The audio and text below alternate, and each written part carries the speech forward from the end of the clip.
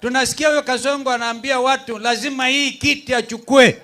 Na sisi tumekuja hapa kuambieni, tulikuwa tumewapatia nafasi wajaribu kuja. Wamesikia Rigiji amekuja, wamepatwa na kuharahara usiku. Wanahara kusikia Rigiji ameingia, na umesikia kwamba hata toka hapa mpaka kijana aingie. Kwa hivyo usiuze kura yako. Wacha niwaambieni, saa hii tume ya uchaguzi tunajua ile kazi inaendelea nayo. Saa hii wanaendelea na kuhamisha wapiga kura wengine. Ndugu Rigiji, don't be surprised. They even registering watu wengine through ile inaitwa open kit. We are aware.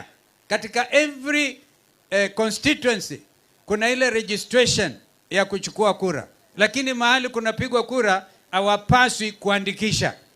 Lakini saa hii through the open kit, kwa sababu hajaifunga, bado wanaandikisha watu usiku.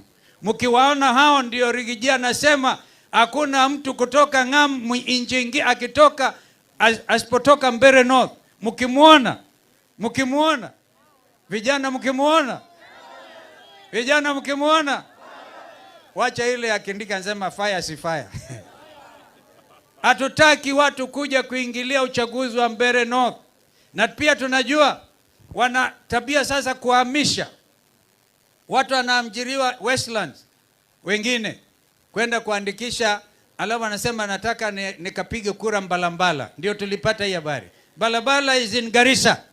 Mtu wa Westlands anasajiliwa kule kama mpiga kura, na anasema anataka asajiliwe kama mpiga kura wa Mbalambala. Kumaanisha already wanasajili wengine ambao wanataka walete usiku waje kupiga kura hapa Mbeere North. Wangapi watakuwa macho kulinda kura ya Karisa? Thank you so much.